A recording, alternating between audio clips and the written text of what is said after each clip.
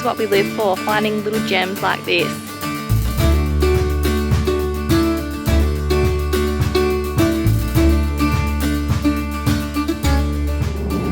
Oh, good morning. Back on the road once again. We've just survived school holidays and Easter. We've had to bunker down for a couple of weeks, so haven't really been up to too much. Yeah, heading north. And we're excited, aren't we, Chad? Yeah, keen as. We're going to check out some campsites. Yeah, there's a couple of campsites just before we hit Geraldton. We're going to have a quick squiz at those. If any of them are any good, we might park up one of those for a night. But it is Anzac Day today, and there's a fair few people on the road.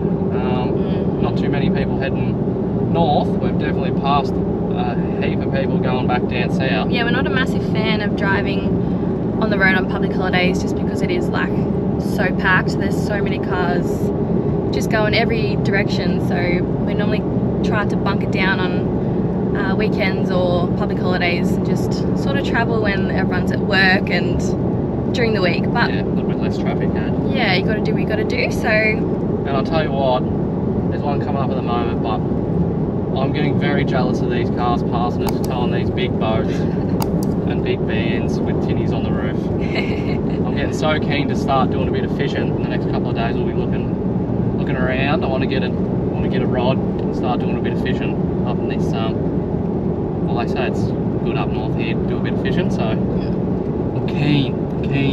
Look out, next vlog we'll be towing a tinny. Jeez, wouldn't that be good?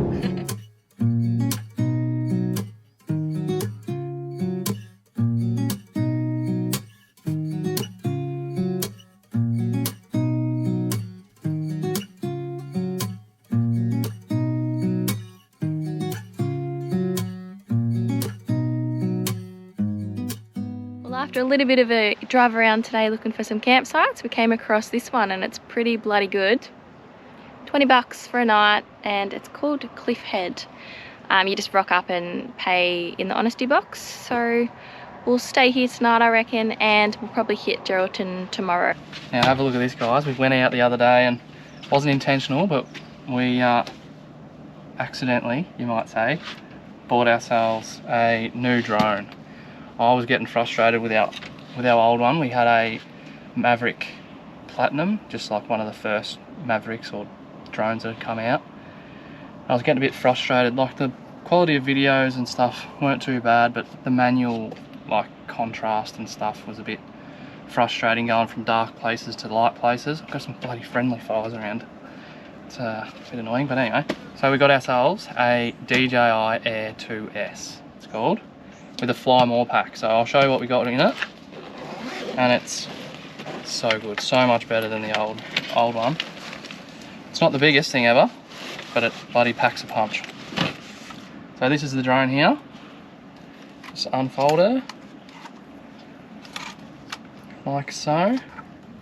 I got the batteries on charge at the moment, so the batteries go in there. And have a look at the big bloody camera on it. So it's a 20 megapixel camera. It comes with 4 propellers on the actual drone and 4 spare ones. Comes with 3 batteries. Comes with this controller, and it's a bit of a different setup than the old one. And then it just comes with more different chargers, little bits and pieces. But other than that, see if you can spot the difference.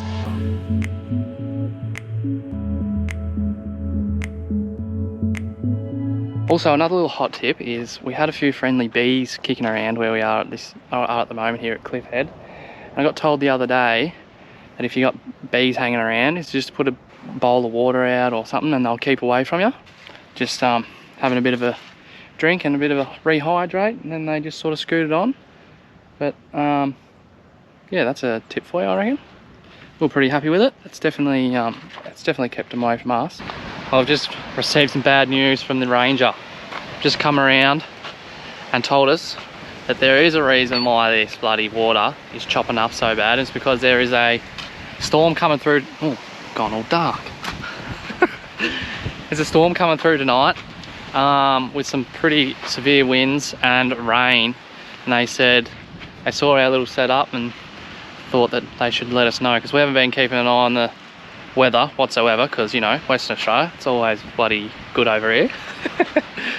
But we're just going to pack up our awning. We're going to batten down the hatches. I might turn the car around because it's supposed to be coming from behind us.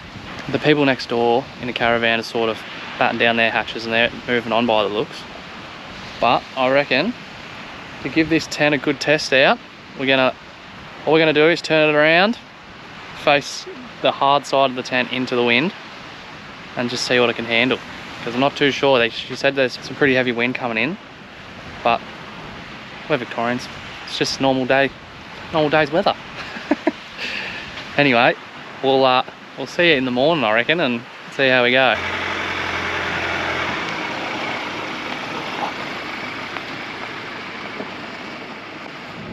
Hey guys, well, we managed to survive massive winds and rain last night.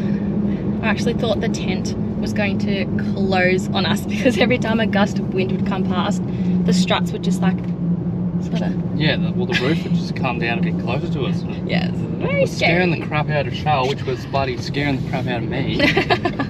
Every time it would kind of like close, I would just freak out. But we survived the night, and then the rain was insane, wasn't it? But we did not get wet at all. Like, the rooftop tent, the Bush Company, is really like living up to its name, honestly. Oh yeah, for sure. We can't fault it. But we're gonna go check out we tried to book a hip camp last night, but I think it's all booked out. So we're going to it's also like a little fishing sort of park as well, where you can just fish in the dam. So we might go fish in the dam for the day and see if we can catch a fish. Yeah. Hopefully. Yeah, they got a few dams that are stocked with fish and that you can catch. So, it's called CHAPMAN Valley Fishing Park, I think. Yep, so if Broads can't catch a fish in that, I don't know what I'm going to do with him. But, and yeah, hopefully we can score a campsite, so not sure, but... Yeah, well we're just going to drive there at the moment. Drive there and see what the weather's doing, because the weather is pretty crappy at the moment and I can't be bothered hopping out in the rain and the cold, because that's where we're trying to avoid Ballarat weather. Yeah, I know, but it is like, it's not cold, it's just kind of like muggy and raining. Like, obviously we're still in like singlets and whatnot, but yeah, it's just the rain that's a pain in the bum. But yeah, but if it's still crap, we'll just keep trucking along, try and find a camp spot up a bit further, try and get away from the bad weather. Oh, and we've been to Macca's too, so don't tell them that. Bit of a treat, but we seem to be treating ourselves a lot more often these days. I know, it's just so convenient when you're on the road, and like well, especially in like a rooftop tent, you don't have the luxury of a caravan and just hopping in and making your brekkie. You kind of have to make it in the rain if it's raining, and yeah. Just didn't want to do that this morning, so Macca's it was. But anyway, we'll head to this fishing park and yeah, we'll give you a squiz when we get there. So we just drove past a little beach camp called Corrugation Beach. Corrugation? What is it? Coronation. Coronation. Close, come on. We've been over a fair share of corrugation, that's for sure. It's not too bad, but there's meant to be a bit of a mice plague going on in the Midwest at the moment, so not super keen on that. And what did it say? It's like a cyclone risk area as well. Yeah, I don't know why you'd make a campground around here if it's like, it said on the sign, cyclone risk and severe weather area. Yeah. Like, come on. It's probably not for us, but it is a nice campground nonetheless. Yeah. And they've got 2 windsurfing clubs here on the beach. So you'd reckon it'd be pretty windy, so it wouldn't be that comfortable for camping, I wouldn't have thought. No, it'd be good in a caravan, like I was saying before, but I've seen our little rooftop tent. If the caravan buddy doesn't blow away. I know. So we'll keep trucking north, I reckon. Well, we just rocked up to the CHAPMAN Valley Fishing Park, and it turns out it's actually closed. It's only open Friday, Saturday, Sundays, and today's Wednesday. So I reckon we'll go check out a farm stay. It's about 20 minutes north of here. I think it's called Northbrook Farm Stay. So we'll go check that out and stay for a couple of days and relax and chill out, and then hopefully we can come back and catch some fish.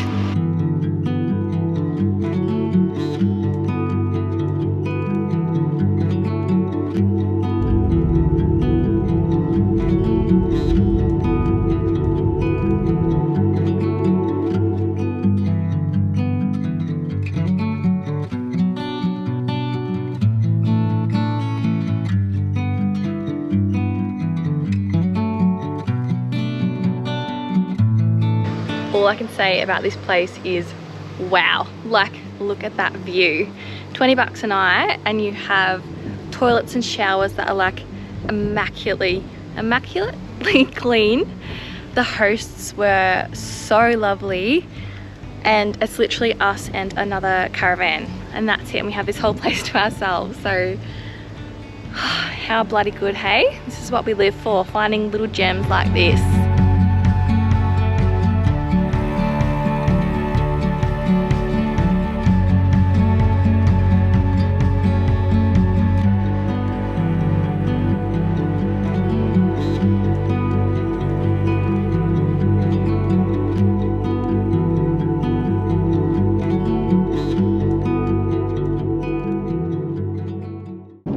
Guys, we left the farm stay this morning and on our way to the fishing park, but we accidentally did a tiny little detour into Burnt Barrel Barbecue House.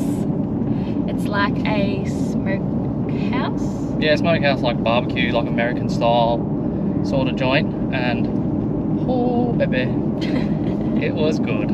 So good. It like blew the budget out of the park, but we don't even care. Like, it was so yum. Oh yeah, it was ridiculous. It's like 33 bucks for like a main each. Charles had a burger. What did you have? I had a 16-hour pulled pork, slow cooked pulled pork burger, and it was delicious. Oh yeah, well, it looked delicious. So I didn't have any of that. He wasn't touching it. Yeah, Charles was fighting me off. No, and I had the I think it was called like the meat tray or something. And it had the pulled pork, it had burnt ends, it had pork belly, and it also had the fried chicken. Yeah. And bloody hell, that was good. So we're on our way to the fishing park now. The tackle box is here and it's ready. Now hopefully we can both catch some fish and have a bit of fun. And I think we booked in for 2 nights here. Yep. Yeah, this is a hip camp as well, so yeah. Booked in for a couple of nights, do a bit of fishing and practice before we get to Kalbarri to do some proper fishing, eh? Sounds good.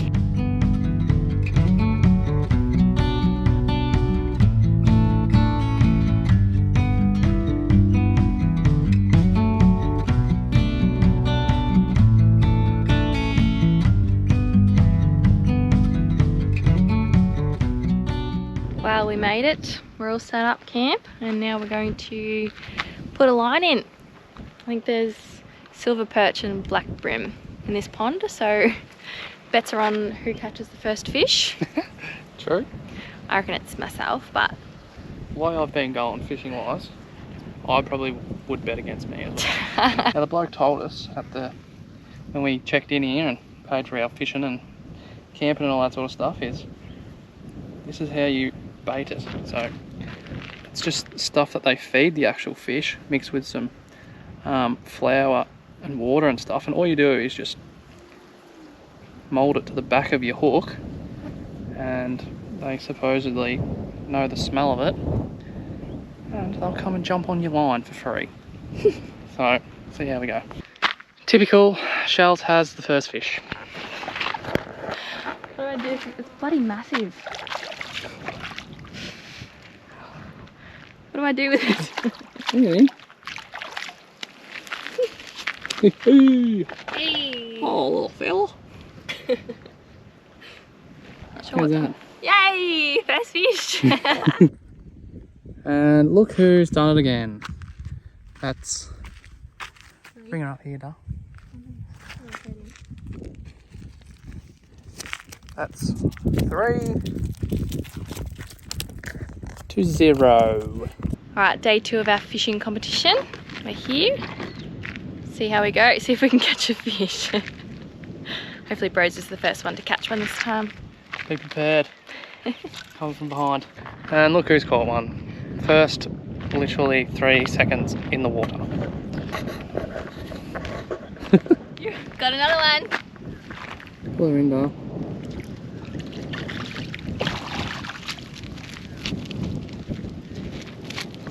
Oh, sorry little buddy. You can take him off? No, you can, that's your job.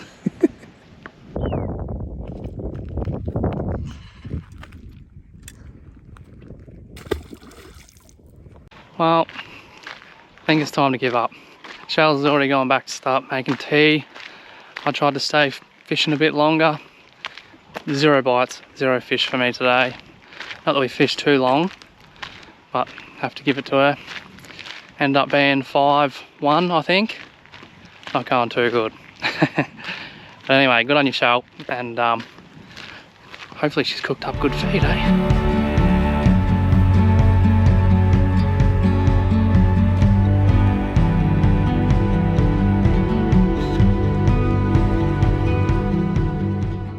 Good morning. We are back on the road, back in the car again after a couple of days at the Chapman Valley Fishing Park, where unfortunately Shell's kicked my bum in the fishing challenge.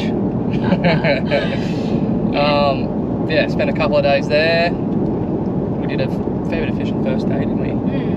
Where Shell caught, oh, was it 4 or 5 one? I think it was 5-1. Yeah, I reckon you caught probably 3 or 4 first day, but yes, once again, me and my fishing, this is not a thing. But anyway, we're moving on, thank God. Yep. And where are we heading? Shell's is pretty excited. We are going to, this place has been on my bucket list for years, honestly. We're going to Hutt Lagoon. Yes, yes. Woo! So we're on the way to Kalbarri today, I think. Yep. Or we're going to have a look at Lucky Bay, which is just before Kalbarri there. But yes, first spot to check in is Hutt Lagoon. They say bit of a hot tip to visit mid-morning, so. But we packed up a little bit earlier and we're off on the road, so it's about, it's 9:30 now, so it's not really that early. But hopefully we'll get there around mid-morning. Shell's get a bit excited and run around. So excited. Yeah, take some pictures, take some drone videos. Hopefully, yeah, it doesn't look too bad. Yeah, I hope it's not like an Instaverse reality sort of scenario. Like, I've heard that it's not. It's like one of the ones that isn't Instaverse reality, so super keen. Yeah, we'll have a bit of a play around there and take some pictures and videos and whatnot, and yeah, I guess we'll see you when we get there, eh? Wow, this place is definitely not Instaverse reality. It is as good as they say. Check it out.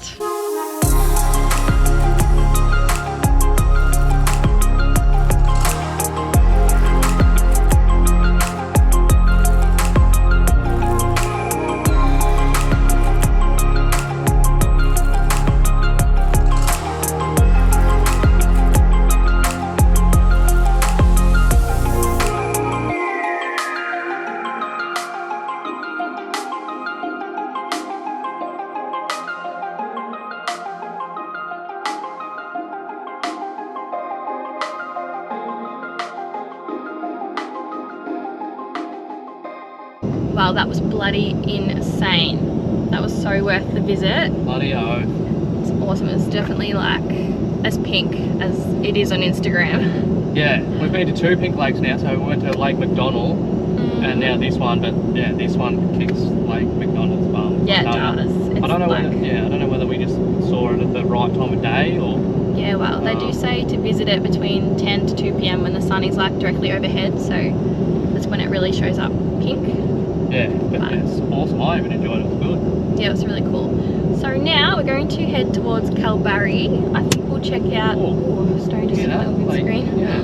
Not good. We're just heading towards Kalbarri. It is quite busy at the moment, which we didn't really account for because we just wing it, as you know. Yes. As we head north, it's funny, everyone we bump into, they're all just like, have you booked for up north? And we're like, nah, we kind of just wing it. We just book like a day in advance, and then they just like look at us like, oh my god, are you serious? So I don't know what we're in for, but I think Kalbarri's pretty packed, so we're going to go check out Lucky Bay. Yeah, hopefully we can get there at night, so then we can sort of plan out yeah, where we need to stay and when stuff's available and stuff like that to camp up further. Yeah, probably should start booking a few things too, I guess. Yeah, but if that's alright, we'll probably stay there, but if it's not, then we'll try and find a spot in the caravan park or something in Kalbarri. Yeah, because there's no free camps around this area whatsoever. Yeah, we've been super surprised with that, haven't we? Yeah. We thought there'd be a bit more available free camp wise in WA, but yeah, being pretty scarce, which is a bit of a bummer. For sure, but hopefully Lucky Bay will produce the goods.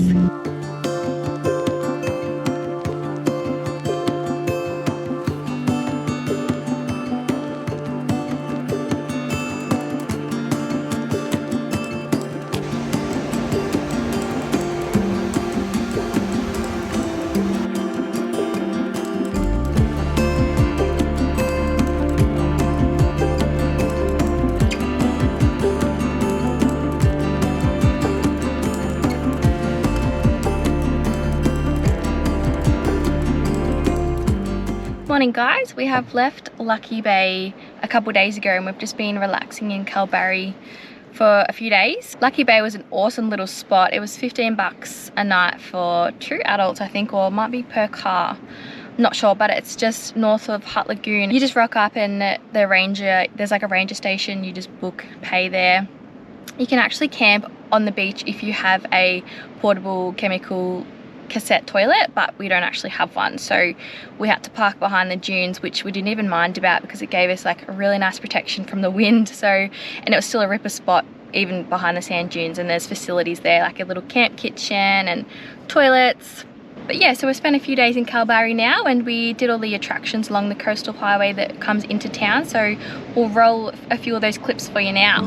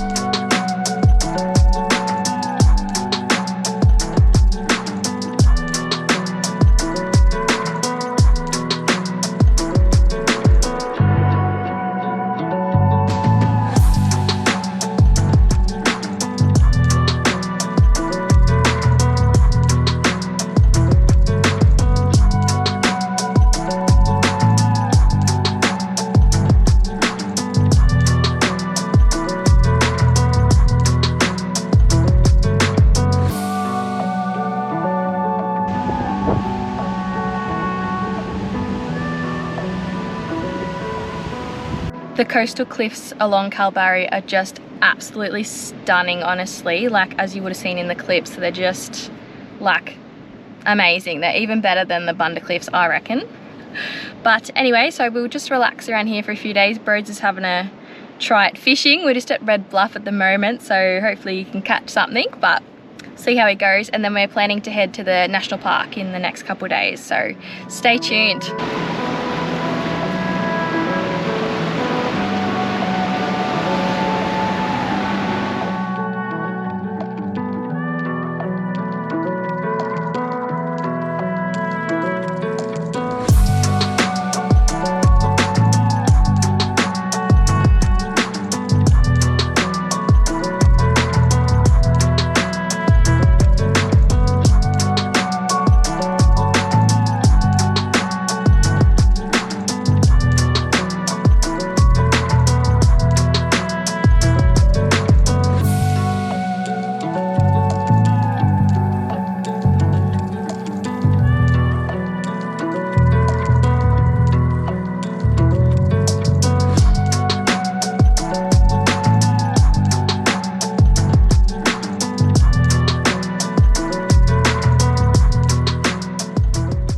Just leaving nature's window.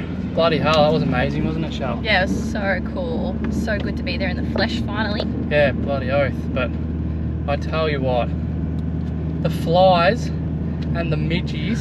Midgies, I'm pretty sure I don't have any legs left because they just ate them. Attacked. But that was our first interaction with midgies on the trip so far. And bloody hell, they were bad. Weren't they? Yeah.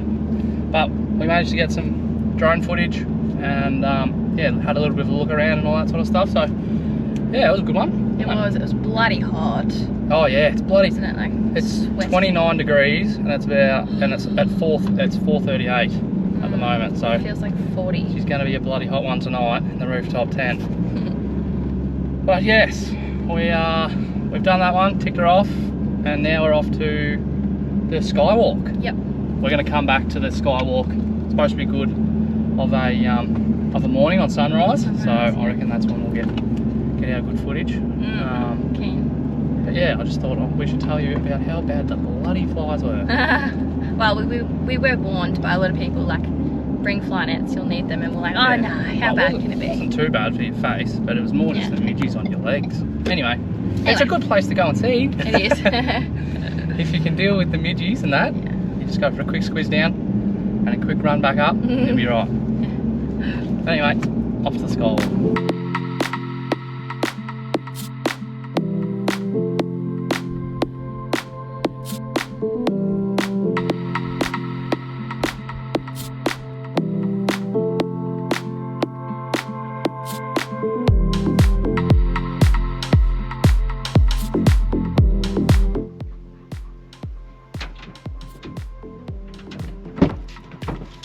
Flies, buddy, flies. Oh no. Quick thing. I think only one got in. Bloody hell. Hope that over the back.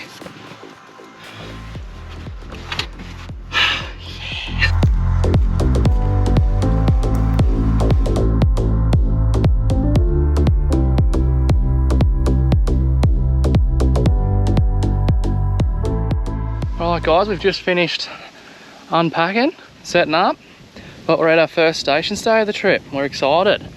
We're at Murchison House Station here on the Murchison River. What do you reckon, Charles? Yeah, it's bloody good. Big property. Yeah, massive property. I think it's 350,000 acres. And we're just in the homestead campground here. There's 23 campsites, all sandy spots. Yeah, bloody massive station by the sounds. But yeah, we're just here in the homestead campgrounds. You can pay an extra $50, I think they were saying, to explore the station. Or you can camp down on the coast there, but yeah, the only catch is if you want to sort of camp away from the homestead campground, you got to have your own portable toilet, which is a bit of a bummer, and that's sort of nipped us on the butt again, not having one of those. But yeah, what are the plans, Shelley? I reckon we're gonna just sit back this arvo, have a few beers. The weather is on point. So are the flies, they're bloody everywhere. Oh yeah, they're a bit, yeah, how you going, but yeah, sounds good to me, I reckon. Have a few cans and relax and have an early morning in the morning. We're going to do sunrise at the Skywalk in the National Park. But anyway, I reckon we'll sit back and relax and have a few cans, and we'll see you in the morning for a bright and early one. Yes, it'll be interesting. The exciting times, eh? Good morning, we're up and at 'em. Yes, very early mornings to everybody. Yes, 6 AM. We're up at 10 to 6, so... Yes, on the way to the National Park, so hopefully when we get there, the sun will just be popping its head up, and hopefully it'll be looking as good as we think it will.